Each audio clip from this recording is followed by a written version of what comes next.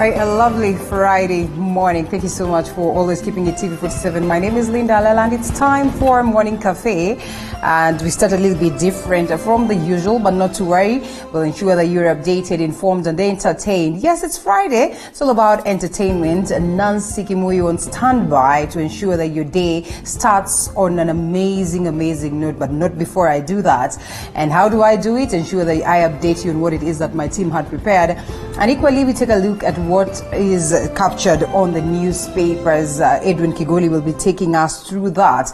And later on, we have a very candid discussion on matters youth, on how best we can get them actively engaged on issues that are of importance. Remember, this week, we've been talking so much about youth because on Wednesday was International Youth Day. And we all know that clarion call to ensure that we have our youth engaged and involved in every decision that we make across the globe. So indeed, it will be a candid discussion that is at around 7 all the way to 8 a.m. So stay tuned as we kickstart, and importantly, be part of the session. Hashtag Morning Cafe at Linda_Alela at TV47. Let's get to hear what you have to say. The numbers to call will be rolling down on your screen, and the SMS short code. Drop those messages and I'll be sampling them as we proceed. So karibu sana, and let's kickstart.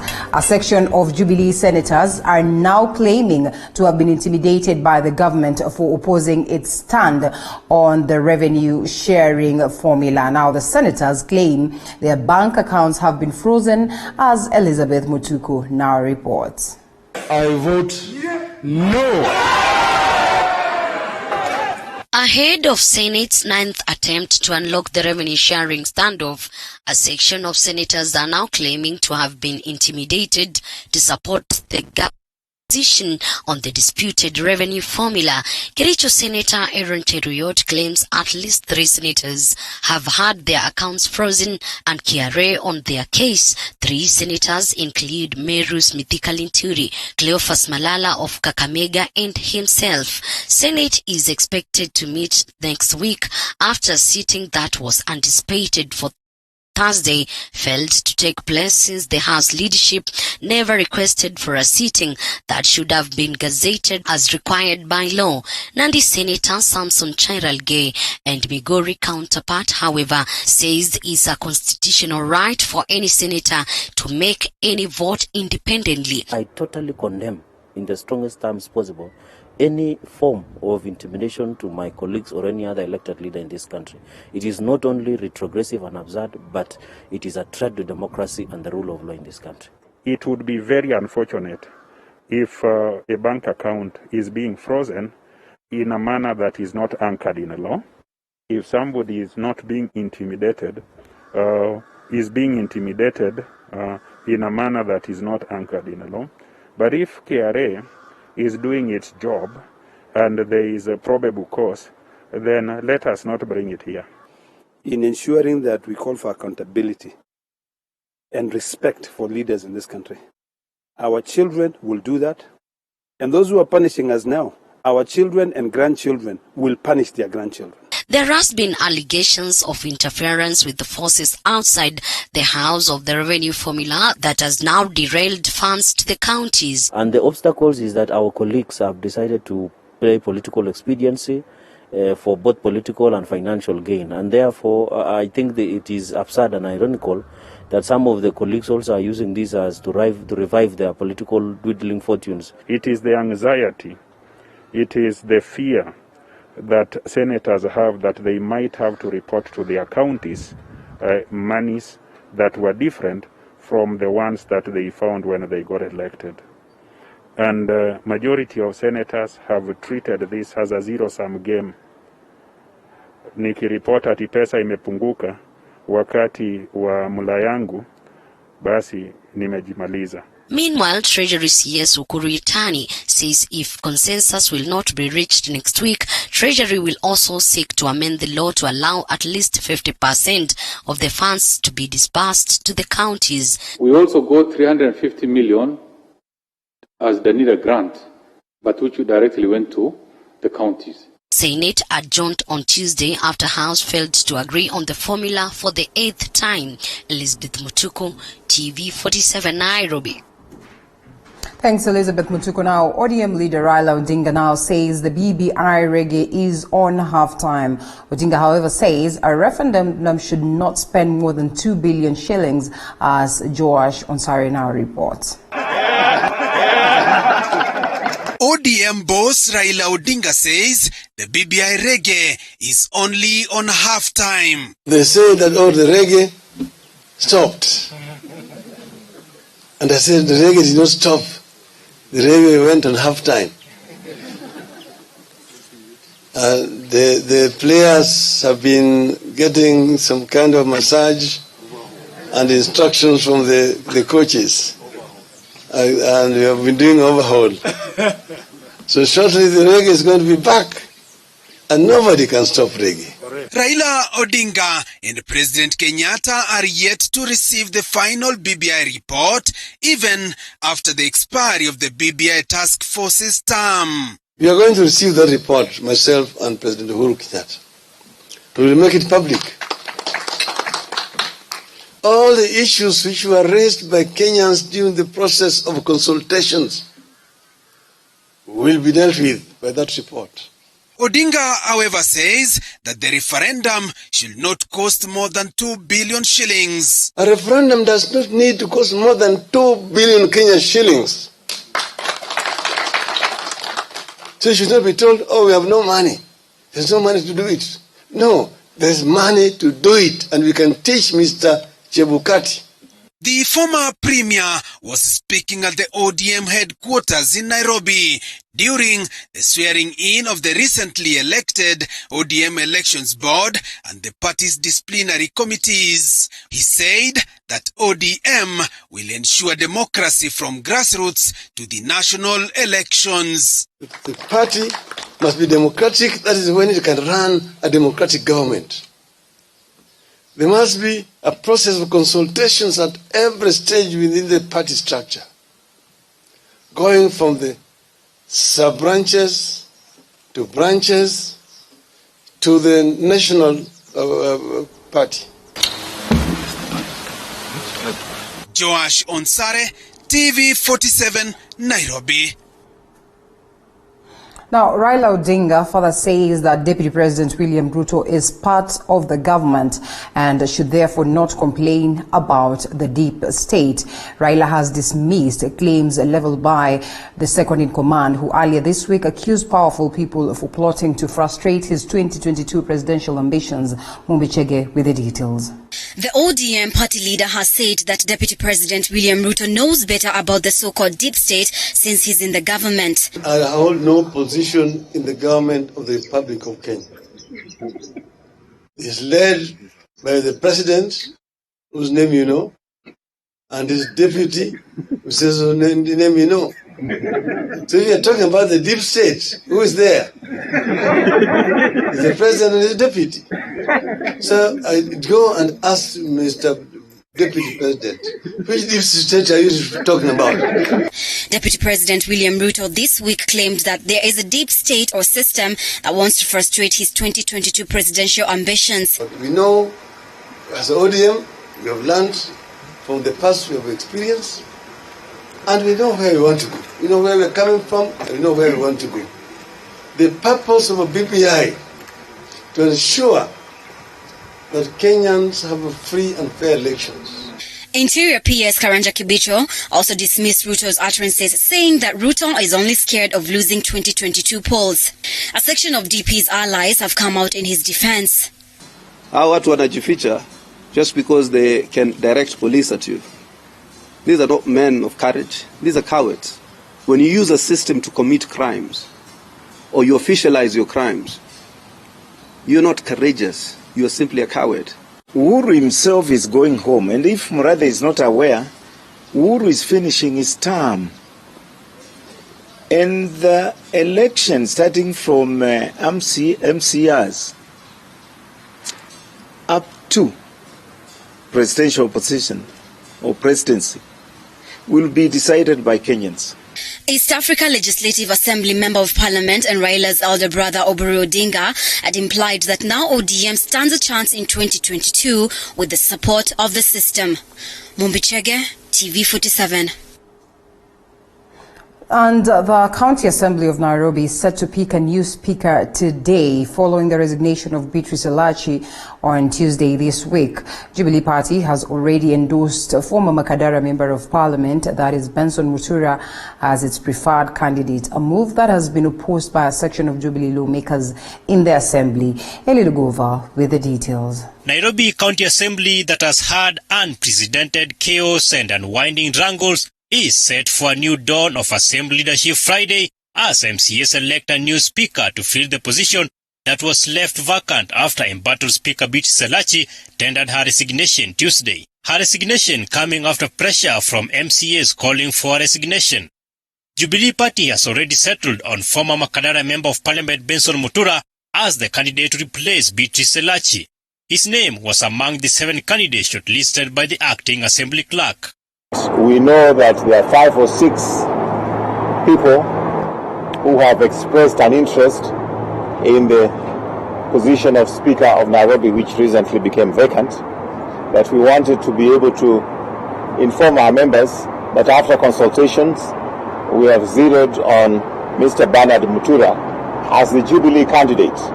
All the other candidates, of course, are free to go and appeal to members in the House, but as Jubilee, we do have our candidate who is Honorable Bernard Mutura. Benson Mutura's appointment as the preferred Jubilee candidate has, however, elicited mixed reactions from MCAs allied to the party. This was evident during the party's meeting Thursday, where a section of Jubilee MCAs skipped the meeting, raising eyebrows as to whether there was consensus on the appointment of Mutura as the party's candidate. Kuna kitu tumekuja hapa kwa sababu ya kitu tunaitwa nidhamu. Tuko na party position. Chama imetupatia jina ya Bernard Mutura. Na sisi kama wana Jubilee ambao ni wengi. Process of correct speaker ni it's twofold. The entire honorables MCAs that I look forward for their support, and I'm humbly requesting that they support me, and I will make sure that I address Nairobi issues, I address their issues. Those are my expectations. So whether Jubilee has given their position, for us, what we are saying is, we'll try. Other candidates who have expressed their interest include Alex Ole Magelo, who is said to have stepped down this evening, Alan Chacha, Abdi Ali Abdi, Mike Ogonyo, Kennedy Okoyo, and Washington Odingo. For Mutura to be elected as the speaker, he will require 85 votes as provided by the law. The Assembly is expected to have a special sitting Friday afternoon. Eli Logova, TV47. Away from that, Treasury Cabinet Secretary Ukur Yatani has revealed that 9.7 billion shillings have so far been disbursed to counties since March in the fight against coronavirus. While addressing the Parliamentary Health Committee yesterday, that is on Parliament, and Yatani said that the Treasury had received a further 134 billion shillings from international development partners, while the COVID-19 Emergency Response Fund has so far raised to 9.9 billion shillings from Kenyans, as David Muthuka now reports. In the wake of continued scrutiny over the management of COVID-19 funds by the government, Treasury CS Ukur Yatani has revealed that 9.7 billion shillings has been disbursed to counties through the Ministry of Health since March. Well, Chair, I think on second reflection. While addressing the Parliamentary Health Committee on Thursday, Yatani has said among the 9.7 billion shillings, 5 billion shillings has been distributed across all 47 counties to set up requisite infrastructure to respond to the novel coronavirus.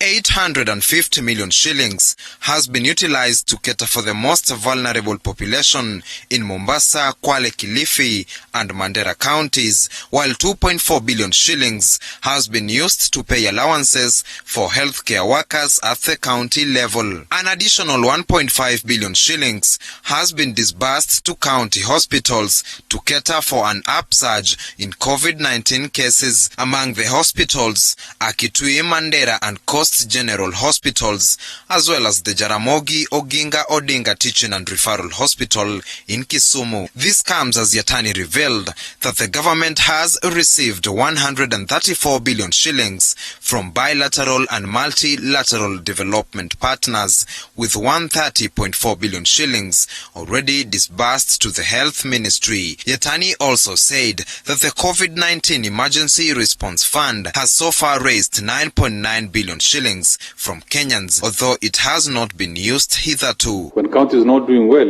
they will unnecessarily put pressure on the neighboring counties or maybe on the national government.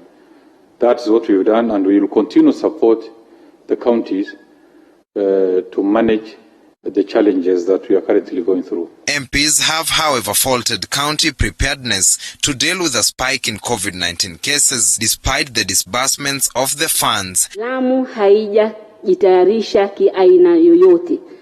Na waziri, sisi na nyinyi tuna jukumu ya kujua hii pesa imetumika vipi. The legislators have also noted that the welfare of healthcare workers is of great concern, even as Yatani says 2.4 billion shillings has so far been used as allowances for the frontline caregivers. I don't hear as much about staff, and like if you're saying you're putting up more hospitals and you'll probably be finished in a year, are we already planning for that staff and other equipment? The report comes days after the Senate demanded for a thorough auditing of COVID-19 funds, with claims rife that the funds have been mismanaged within Afya House in the past few months. David Muthoka, TV47, Nairobi. Yes, the COVID-19 monies continue to raise doubts and questions. Accountability is certainly needed if at all the country is to successfully deal with the issue. But that aside, I think it's on the very same note that we're going to wind up on taking a look at the stories segment as we cross over to the newspaper review after this short break.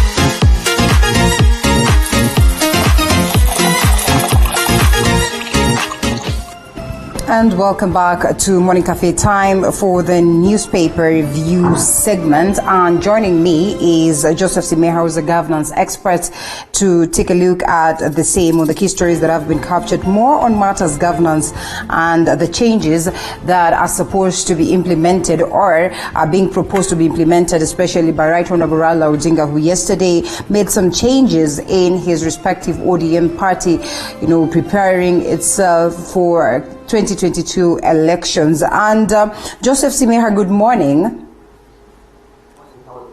I'm good. Thank you so much for finding time for us this morning. It is time for us to take a look at the newspapers. Today we're doing a little bit different with you.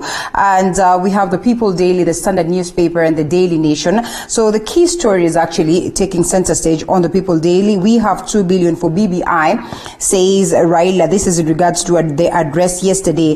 The Standard says Ruto is deep state. This is according to Right Honorable Raila Odinga. So he shouldn't complain about the existence of the deep state because it's part and parcel of the government. And the Daily Nation says that prepare for a referendum soon. Right Honorable Raila Odinga tells the IEBC. Maybe to start with this one on the Daily Nation, why is it that this message is being directed to the IEBC? Is that a polite way of saying that the IEBC is not just prepared? Well, but it's the IEBC that is the one charged with the responsibility of managing the elections and referenda. So I think he's directing that message to the right person, that if we are going to have any kind of elections or referendum, it will be the IEBC to manage. So I think it's important for them to have that message, for it to be very clear to them that it should always be there. Well, it also means that, as we're sort of intimating, that he's cautioning, while directing that message to IEBC, is cautioning all the actors that let's make sure that IEBC is ready. Because, we do not have any other body or institution that is going to manage elections or a referendum, at least as per our constitution and law, other than the IEBC. Of course, it ought to be ready for that. And we all are aware or privy to the fact that we have a referendum bill 2020 that proposes that because the country is not well endowed, we do not have enough money as of now, looking at where we came from, a series of elections after the annulment of the 2017 elections or 2017 win by Jubilee Party. And then we were treated to another election, and now we are at that level where we're dealing with COVID-19. The argument on ground is that maybe the country is not in a position to sustain a referendum as you see it. But Right Honorable Raila Odinga says that it's only 2 billion. That should not stop us from proceeding to a referendum. And that equally should not take us to that level. We'll have to conduct the referendum together with the elections.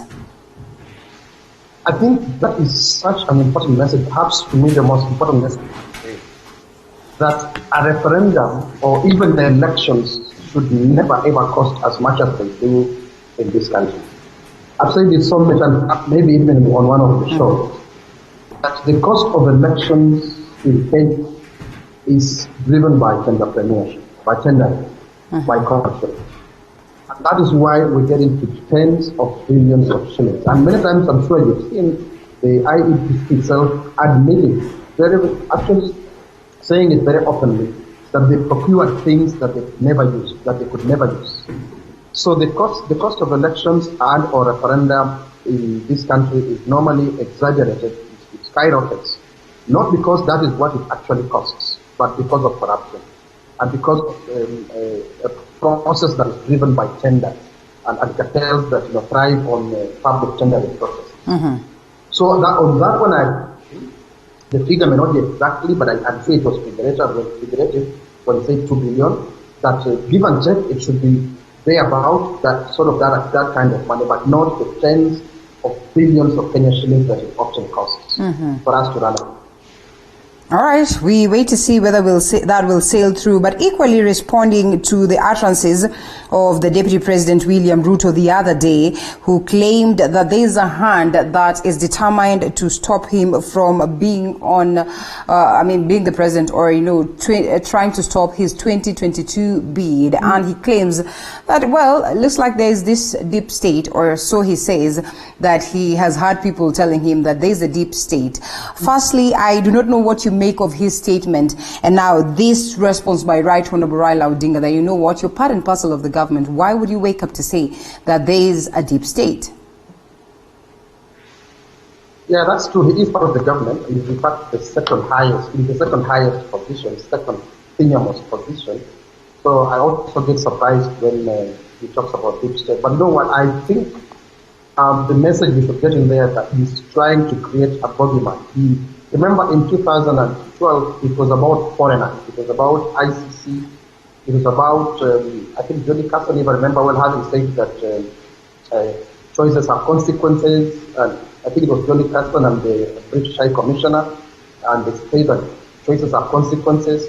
So they created a very convenient boogeyman for them, Uhuru Kenyatta and William Ruto, that if you have something that you can show people that it is conspiring against you, then you get huge sympathy from people, especially if you can show that this thing is also against the people.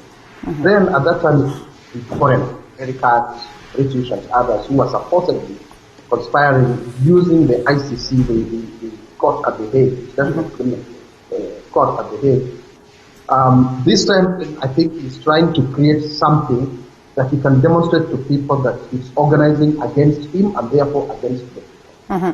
But Right Honorable Raila Odinga, just allow me to come in. Right Honorable Raila Odinga, having gone through a series of, election processes that, he lost, and it was felt like he probably would have won, apart from the fact that there was a hand that altered the activities. And in most cases, the argument of the deep state would have culminated from the same, that there is this deep state, that there is a system that does not want Right Honorable Raila Odinga on board. Hence, the reason why they have proceeded to alter all these activities. So, why would he want to castigate or, look or wash away what it is that the Deputy President William Ruto claims, looking at his past experiences? The difference between Raila Odinga and William Ruto is that Raila Odinga has never ever publicly, at least not publicly, spoken about the deep state. All right. He would have most likely acknowledged that in private. He would have most likely understood that there are certain people within the system of government who have worked against him in 2007, in 2013, in 2017 as well, but he has never ever spoken about it publicly. He has instead chosen to remain stoic and fight out politically. In other words, he's never sought to create that as a boogeyman so that people can I can see him as an object of sympathy because there is something very powerful against him. That is what Kenyatta and Ruto did in 2013. That is, I think, what Ruto is trying to do right now. There's no doubt there are people within the system of government, system of the state, who are so powerful even when they want to place hurdles in a way, in any manner, to create mischief, they can do it. They've done it, as you rightly say, against Raila Odinga. They can do it against anyone. And even they on their side, by the way, they never need to shout about it. Mm-hmm. Those kinds of shout about it. I do not think David Murathe, whom I know, is part of deep state. He wouldn't be shouting about it if he was part of it. Yeah. Something else, work very hard, and I think that's openly. I think he declared openly he worked against Ruto's candidature, but certainly not as deep state. Mm-hmm. All right, so as we get to wind up on that, I don't want us to make it more of a discussion, but then I think it's pretty much important that we get your view on the same now that you're a governance expert. In most cases, we've had a series of, leaders who are on, are on the race and sort of in a way, smelling defeat or smelling trouble right ahead. They tend to come up with lots of litigations, tend to come up with lots of, reasons to complain or point a finger at someone. Do you suppose at this point then, Deputy President William Ruto is probably preparing his supporters for defeat? If not so, then how much of an undoing will this move be? It is very possible, but normally it's part of a political strategy, that you also prepare, not just your supporters, but you also prepare yourself, prepare your team, and as you rightly say, your supporters. That in case we don't win, we are not to blame. It's not that we didn't win, we were prevented from winning. You know about the saying that politicians never lose. The elections are just stolen from them. So he would most likely be prepared himself, his team, and his supporters that, look, we will not lose. The election will be stolen from us. That is if we don't. So the only thing they know is a win. If it doesn't happen, elections have been rigged and they've been rigged against them. That is normally part of our strategy and a lot of politicians. Okay, well, that aside, let's pick this other story that is equally captured on the front page of the Daily Nation. And there's still so much on matters education. And this is one of the sectors that has been highly distracted at this time when the country is dealing with COVID-19 and technically also the global fraternity. So ministries blundered delays, cash and dashed hopes, joy and relief turned into disappointment for principals last week after transfer of funds to pay teachers employed by boards and when their institutions was unceremoniously revoked.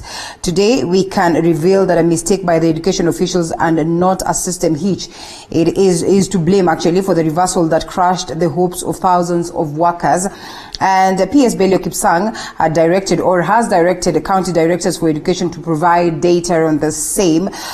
This was to be about 1,470 monies that will be sent to schools with least than the usual capitation of 1,470 per learner in primary schools. So we remember very well the Ministry of Education acknowledging that they're going to pay the BOM teachers, something that was well received.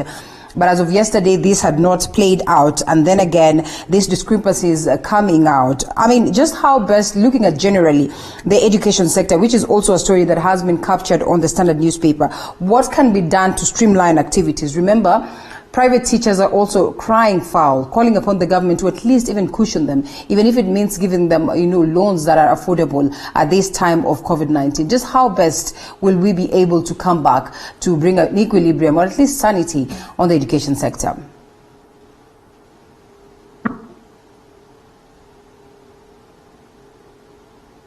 Can you hear me, sir? First is teachers.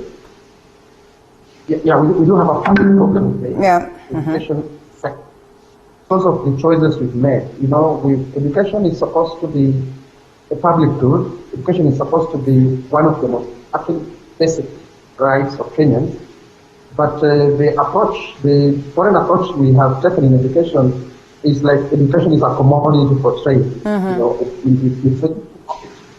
So therefore, investment in education is not for every Kenyan child for their character to be shaped.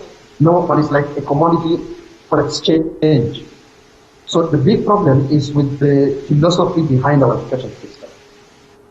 And that is what leads people who lead the education sector to do what they do in this country. Now, this problem has been made worse by the current leadership. Right. From the beginning, if you remember, when Magoha took office, there were a lot of complaints about his side. He takes prisoners, he does not consult everybody, he knows everything, he does not listen to anyone other than, he only talks about the President Uhuru Kenyatta. That's the only person he has regard for when it comes to education. When you have that kind of leadership, you get into the problems that we have right now. If he was consultative in approach, if he might think that he should not focus on the President, but focus on the sector, focus on children, focus on parents, focus on teachers, provide an environment in which there can be consultations so that we could prepare our education sector to cope with the current crisis. He doesn't seem prepared to do that. You have seen in the international media, Kenya has become a laughingstock. It's the only country in the world, that is losing an academic year. The only country in the world whose children are not going to have a transition because Magoha has decided almost that we'd rather lose this year instead of coming up with mechanisms to cope. We have no guarantee that by December 2020 we will have done away with COVID-19. There's a possibility we will have it for the next 1 year, 2 years. We don't know. God knows.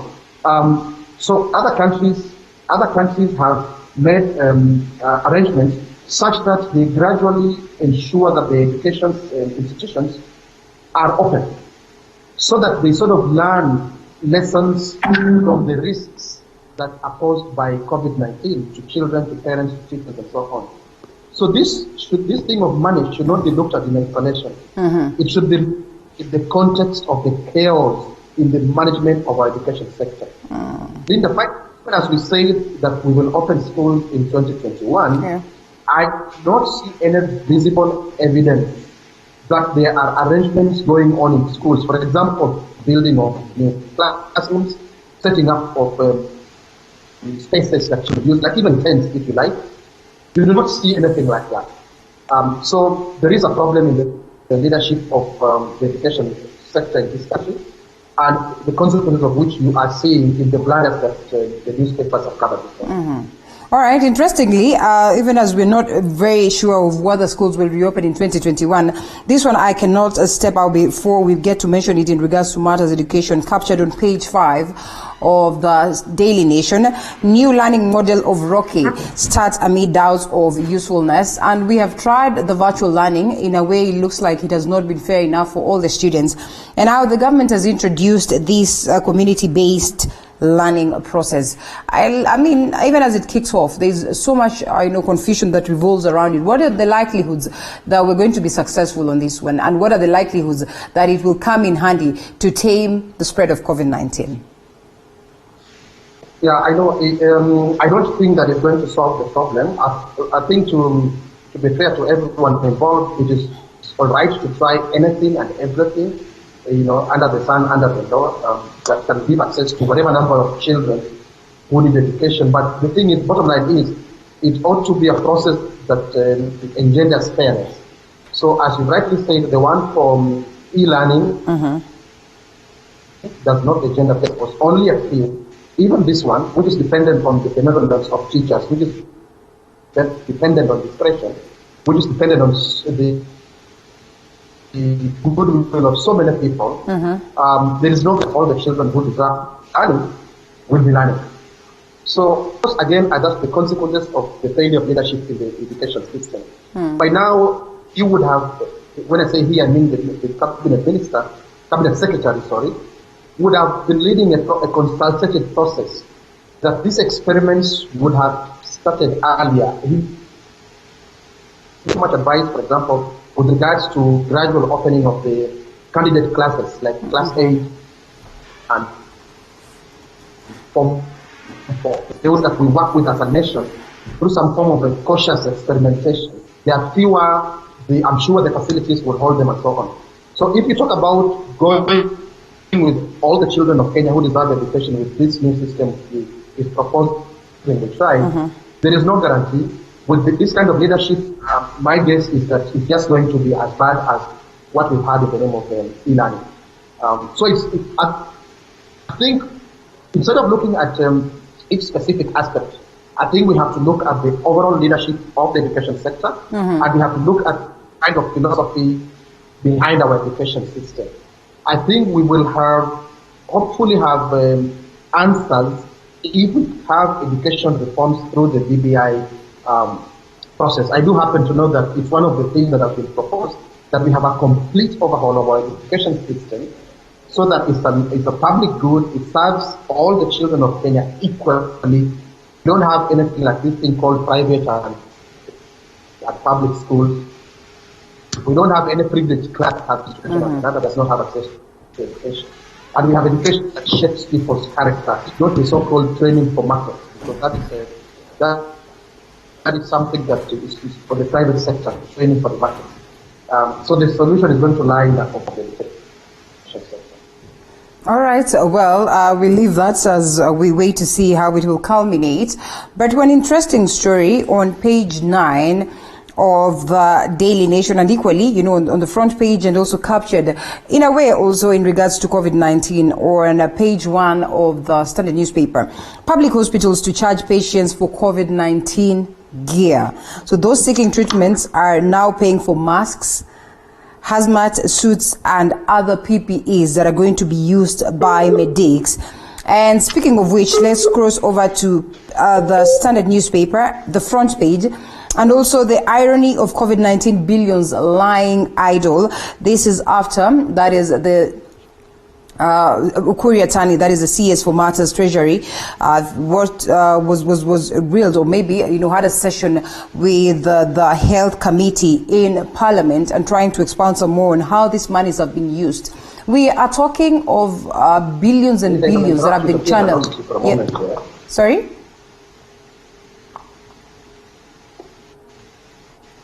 If you can hear me, we are talking of billions and billions that have been channeled towards dealing with COVID-19.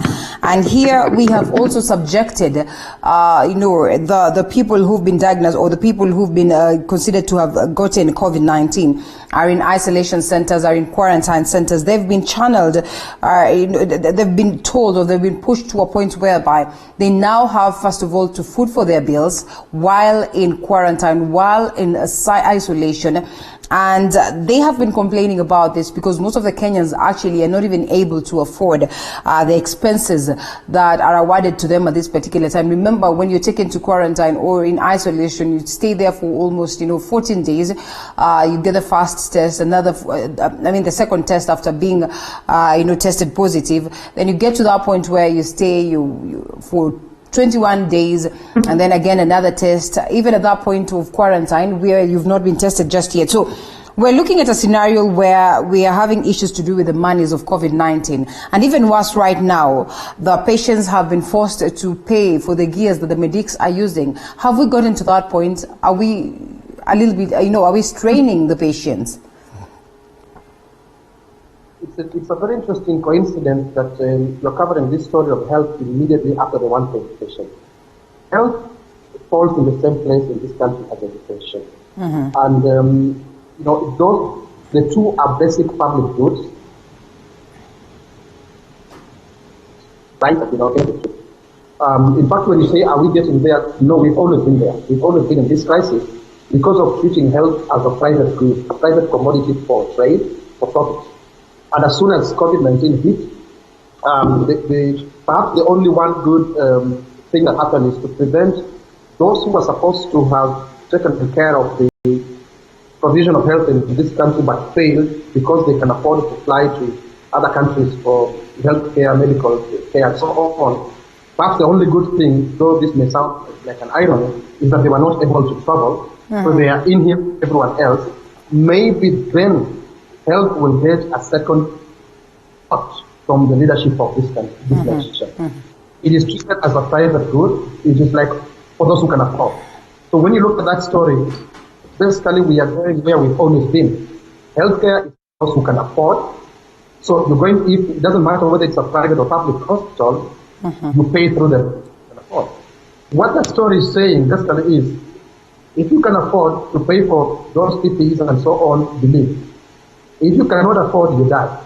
Basically that. And that is the tragedy in the country. That is the tragedy of healthcare in this country. Those two sectors would have to be thoroughly reformed through a national reform process, hopefully the BBI. I know that they are part of the BBI process. And maybe that's when we will see a difference. But for now, it shouldn't surprise you. You shouldn't even be talking about going back there because that's where we've always been in this situation. All right. Well, thank you so much. Before we get to wind up on the newspaper review, one story that has been captured on the front page of the Standard newspaper, county where women MCAs are spectators. And is it a question of discrimination or what? For the last 3 years, nominated member of parliament from Kisii County have been fighting for their space in vain. They accuse assembly bases of threatening them or treating them like a stranger. This is in Kisii County. But coming a little bit closer, and in Nairobi County, we all witnessed yesterday's session where MCAs were called upon to deliberate on who they would proceed to front as the speaker replacing Elachi, who's a woman. One would have expected that, the next person to come on board, a courtesy of upholding affirmative action on the 2/3 gender rule, they would have fronted a woman again. But this time around, it was a man. And looking at the list of the proposed names, none of them was a woman. Literally, there was none that was a woman. So what does it speak about women leadership? And also painting a picture of the changes that we're likely to experience in Nairobi amid all these shifts and turns on matters leadership. I think for me, it points to a witness in the solution we've prepared for dealing with the gender differences in leadership. Yeah. The focus has all been on numbers, that how many women can we get into the county assembly, into the National Assembly, into the Senate. And by the way, that problem in PC is not just in PC. I know it's in Vihiga and I know it's in many, many counties because it happens, most of the nominated MCAs are women, and because those nominations were basically happening to top up the numbers. So they are literally as numbers, not as leaders, but as numbers. To top up the numbers to fill to meet the 3/3 or 1/3 gender role. Yeah. Now I say there's a problem with that because we look at the numbers, but we fail to address the environment. The environment in which these things are happening, the underlying environment. If you look at Nairobi as an example, it was so difficult for Beatrice Elachi to cope with the chaos in our city as a woman, as the men can cope. A lot of things that we men can do in the current environment of leadership in this country, women cannot do because it's too hostile. Now, Elachi cannot cope with that hostility. The men are most likely going to cope because they can fight in that environment. So to address that question of 1/3, 2/3, whatever gender role, the focus should stop being on numbers and be on addressing the environment. If we address the environment, like they say the Scandinavian countries plan, you wouldn't need to be giving women 10 positions so that they can just top up the number. If we address the environment, we would run if you wanted and compete on equal footing like any other person, male or female. But right now I'm telling you, even if you had means to compete as a woman is 2, 3, 4, 5 times hard as a man competing because of the hostile environment of competitive leadership in this nation. Right. So the focus is focused on numbers instead of focused on addressing the environment. Okay. Well, thank you so much, Joseph Simeha. I think those are the key stories that we have on the newspapers this morning. We didn't expound much on what is on the People's Daily. Of course, this on Matters Education, not on its knees, a 6 rescue package. And of course, amid all this conflict that has been witnessed between NAT and the Teacher Service Commission, 2 billion for BBI, I think we've talked about that. And insurance, abandoned coronavirus patients at this time. I think we've talked of how difficult it is for the insurance, for the coronavirus patients to deal with the situation as it stands. So I think it's only fair that we drop it at that very note as we look forward to have a session with you sometimes next week. Thank you so much for the great insight and also for your views on the stories that have been captured. There's still so much. You can always grab a copy of the papers and get to see what has been captured on the same. And on that very note, it's time that we take a short break as we cross over to a different conversation altogether. We're all about the youth and how best we can get to have them engaged, meaningful engagement for that matter, on matters, governance matters, policy making, and general involvement of making the country and the global fraternity a better place. Joseph Simeha, governance expert, thank you so much for your time and thank you so much for keeping us company.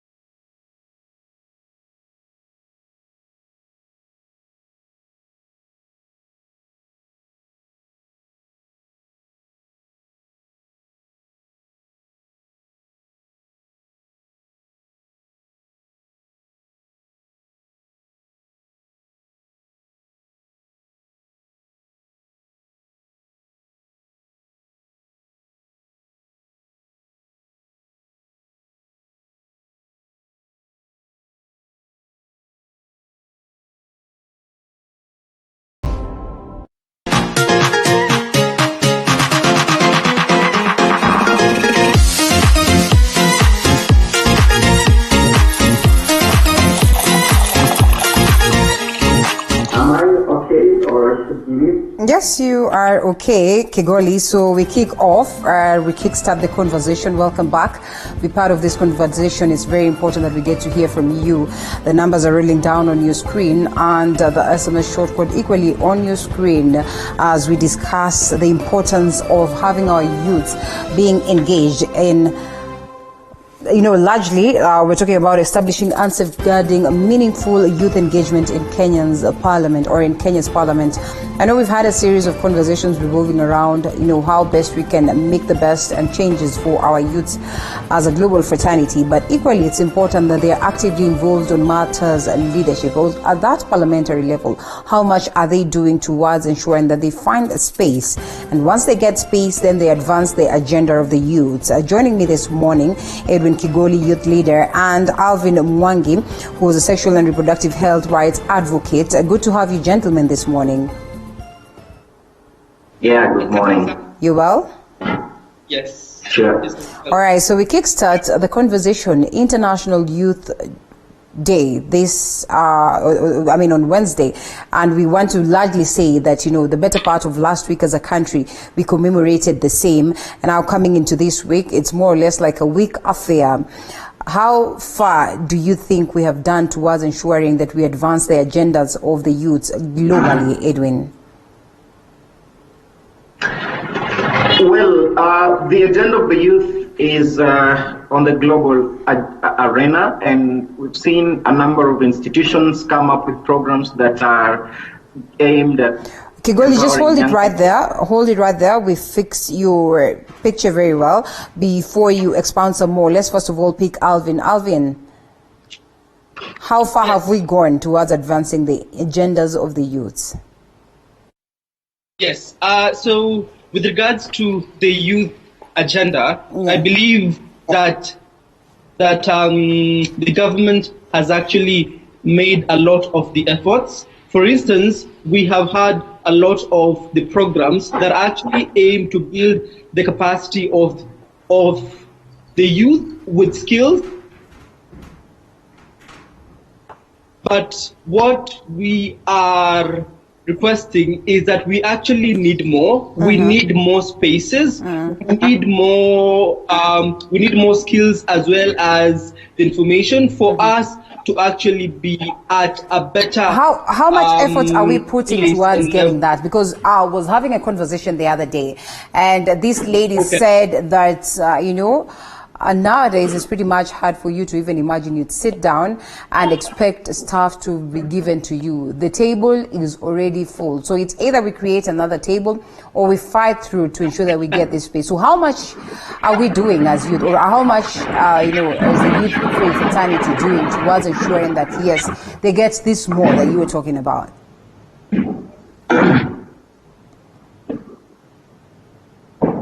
Yeah, so with regards to being part of the table and ensuring that there is engagement, the Youth in Action project has worked on speaking to the young people and getting their own views into how they actually want to be engaged. And there is engagement, and then there is participation. When you engage, you are part of the table and you get the equal the opportunity and chance for you to speak to the people who are part of the table. And it's not as if we actually want to have a new platform of systems. The platforms as well as the systems are actually there. What we are requesting for is that the government as well as the line ministries to ensure that we actually have a youth voice in most of this platforms and systems. The Youth in Action, it did a research to actually get the views of people from all the countries that we have engaged in. We have had Nairobi,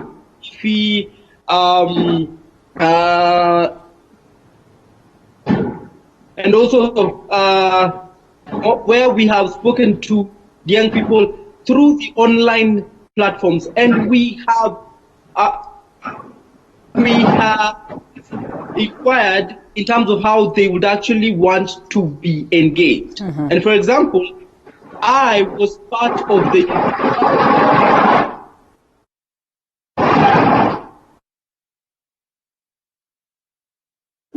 work on the frameworks on reproductive health, because we are saying the issues with regards to the reproductive health, especially in the young people and the adolescents, are so many. What is your take on the reproductive health bill presented by Susan Kihika, or just backed by Susan Kihika? It brought aboard lots of controversy, and it's still controversial as it stands. What are the likelihoods that it will sail through? Do you suppose that the proposals that are within this bill are indeed worth proposals? Because it's pretty much important that even as we have this engagement, yes, that health bill is here to assist the issues we are having. For example, we have a lot of the issues with regards to the pregnancies in the young people. We also have the issues with regards to the women or the girls who cannot get pregnant. Reproductive health bill is here to ensure that we will actually have the information around age-appropriate comprehensive sexuality education to ensure that the young boys and girls, my brother, my sister, my neighbor, actually has the information and skills, which means in case they go out there in the school or within the area and they face an issue, they will have the information and skills to actually know how to live through it.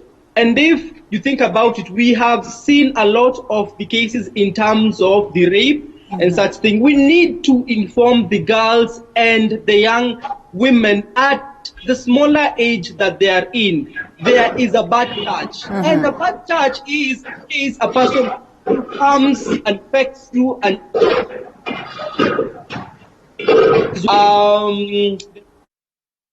bill has and more in terms of the information, the services, and all. Okay. All right, Alvin, let's first of all fix your picture so we are able to get you clearly, and we'll take a short breather, fix the same. We'll be right back, so don't you go anywhere. Very candid discussion ongoing right here. Make sure that you drop those comments. We'll sample them before we get to wind up the show.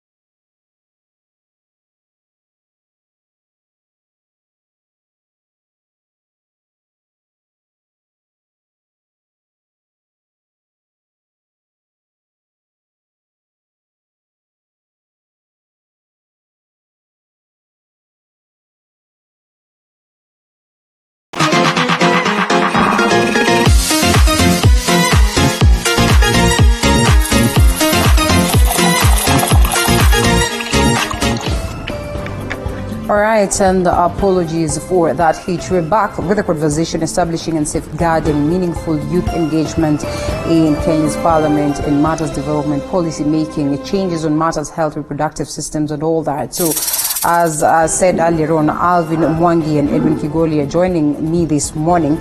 They are all youth advocates and also advocate on issues that are of importance to the youth. And gentlemen, I'm sorry for that. As we proceed, looping you in, Kigoli, do you suppose that as youth we have attained a maximum, or we are rising out, in totality towards advancing the agendas of the youth? Well, thank you for that. Number one can argue that we young people have become enemies of our own self because of the following reasons.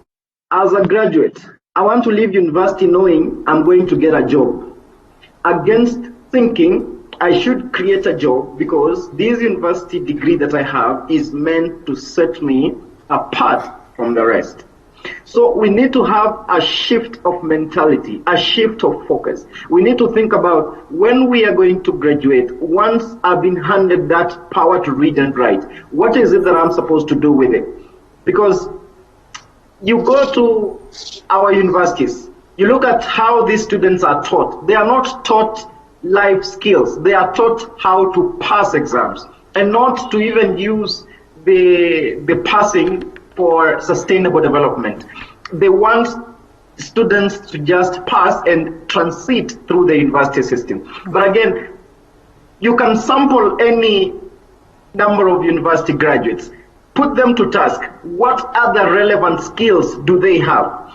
They do not have skills that can enable them to sail through the tough times and uncertain moments that the world is finding itself in. Are you faulting the education system? Are you faulting the education system in a way? The education system is not designed largely to equip properly, our young people. Because when you talk to many of them, they tell you, I want to graduate to get a job. You get that mentality. You get that thinking. And when you ask Alvin will tell you, you don't need to sit down and wait for these things to come. You need to step up. You need to make things work. You need to go out there, explore yourself, understand your potential, understand your area of gifting so that you maximize on it. Kigoli, before we got to this era of COVID-19, the conversation was about competence-based curriculum. Do you suppose then this is the right direction for us to be able to achieve this before we get to loop in Alvin? This is the right direction. This competency-based curriculum was long overdue, because what we need right now is that over and above what I have as a degree certificate, what is it that I can do, let's say as my side hustle or something that can give me happiness. And that's why we have talent. That's why we have skills. We have our technical and vocational training institutions. And you just need to even not go far. Look at how, Form 4 students chose their courses last year. Many of them have opted against university for technical institutions because they know if I go to a technical institution, then I really do not need to get employed. But again, I also want to say this.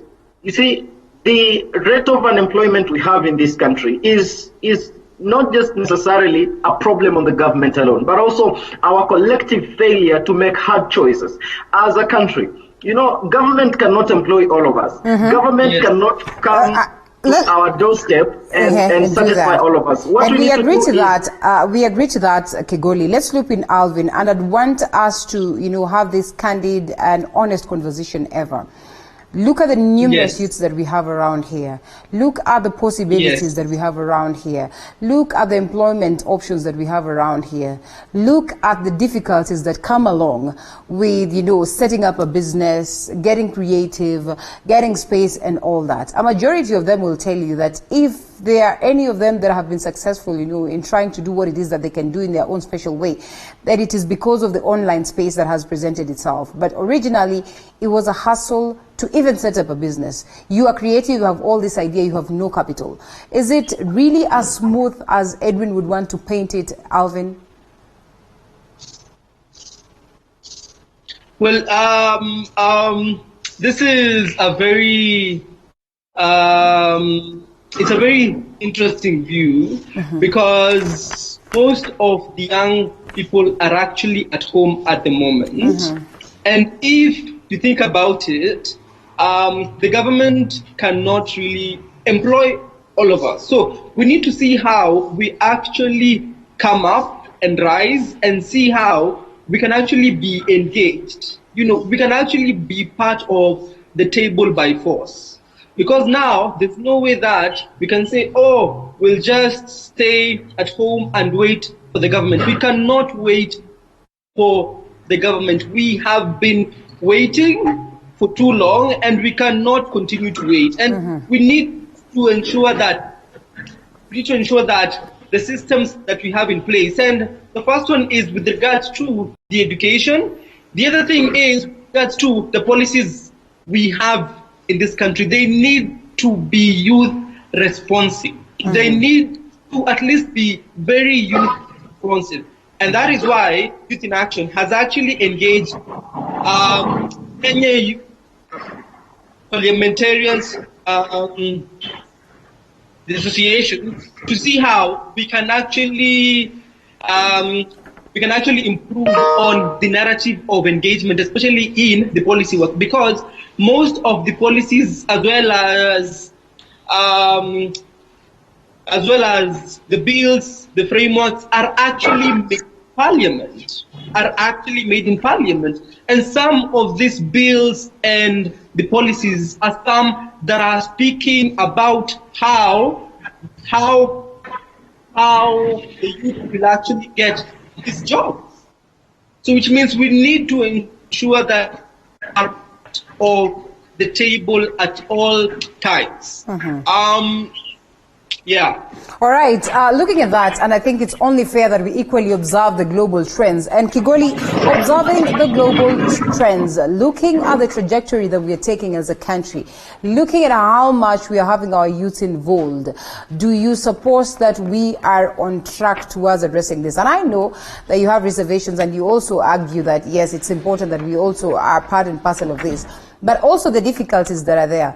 When you look at the global fraternity, the mature democracies for that matter, the spaces that are there, the capabilities and the possibilities, how easy stuff is made for youths to go out there and flourish is nothing you can compare to what we see in Africa today, what we see in Kenya today.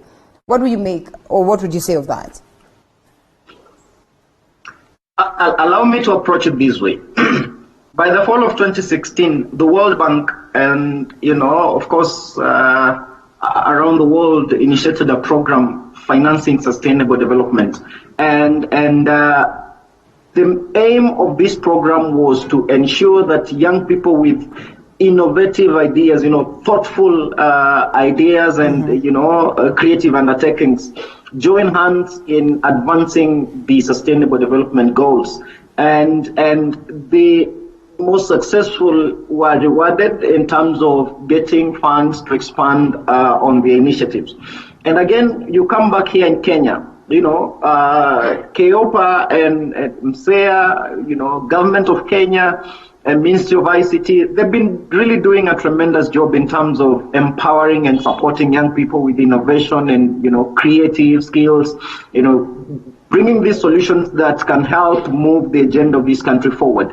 And what our young people need to do is to step up. If you don't step up, it will be hard for somebody to know what really you're worth, because you cannot sit in your house and wait for an opportunity to present yourself. You have to go out there. You have to go in the battlefield. You have to negotiate for your space, because nothing is really given for free in this world. You have to work. And again, if we invest in our young people, you go to universities, many of the university students, as they graduate, they are really coming up, bubbling with ideas, ready to implement. But again, they meet some normal, that their ideas perhaps are not well chiseled in the law and institutions, and they find it hard to implement. Again, also another barrier you find is the bureaucracy itself. You look at the funds, extended to your young people, and they are not very much different from the conventional way of getting funds. So it becomes a barrier to young people because they don't have collateral, they don't have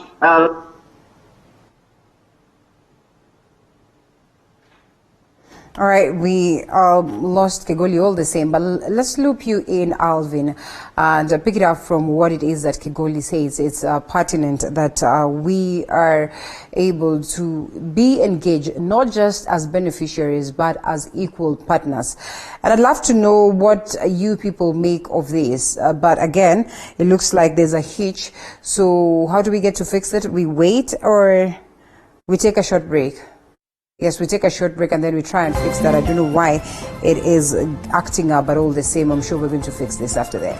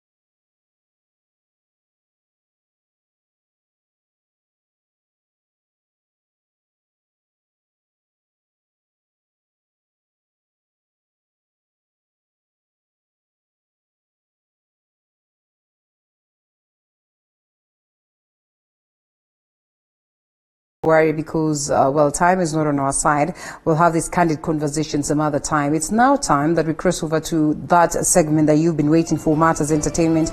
Nancy Kimuyu on standby to ensure that you are entertained all through. So I promise that I'll have Alvin and Edwin Kigoli to revolve or to discuss around the same issue sometimes, of course, on this very session. Thank you so much for keeping us company. Let's cross over to this other segment altogether. My name is Linda Lela. Do enjoy as you are entertained. Your